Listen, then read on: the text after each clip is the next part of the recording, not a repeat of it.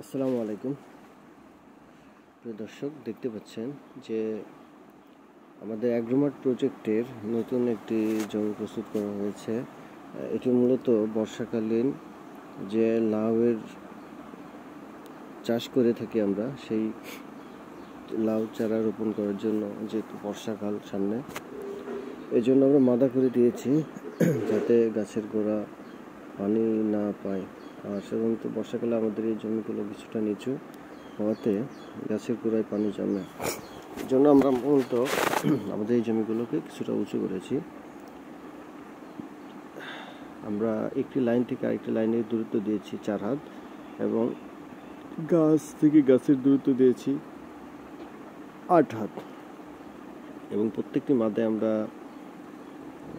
সুস্থ সবল 2টি করে চারা রোপণ করেছি, এবং এর সাথে আমরা আবার 2টো করে ধুন্দুলের চারা দিয়ে দেব। ধুন্দুলের চারা দেওয়ার কারণ হচ্ছে যে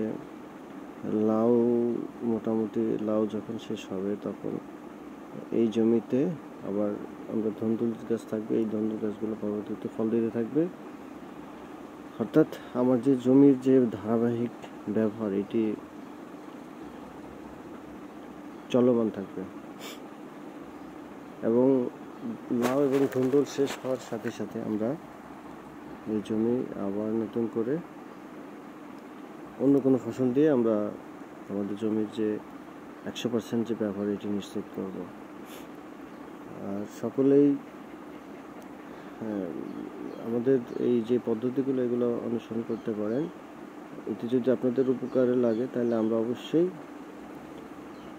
আনন্দিত হই। আর আমরা যে আমাদের জমিগুলোতে সিম চাষ করব, সেগুলো মাচা আমরা ইতিমধ্যে করা শুরু করে দিয়েছি। মাচা কমপ্লিট হবে, এরপরে আমরা মোটামুটি আষাঢ় মাসে আমাদের যে কাশ্মীরি জাতের সিম, এগুলো রোপণ করব। তো যাই হোক, সকলে ভালো থাকবেন। আসসালামু আলাইকুম।